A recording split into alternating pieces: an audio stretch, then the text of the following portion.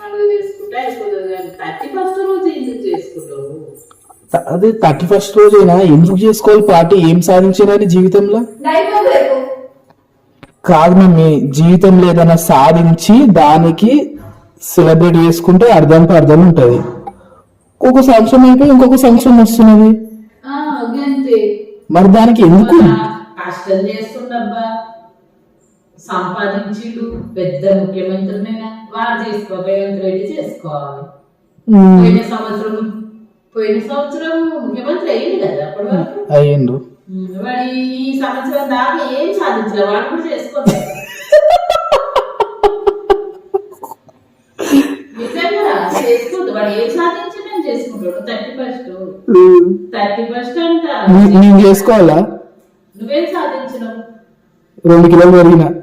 నువ్వేమైనా సాధిస్తే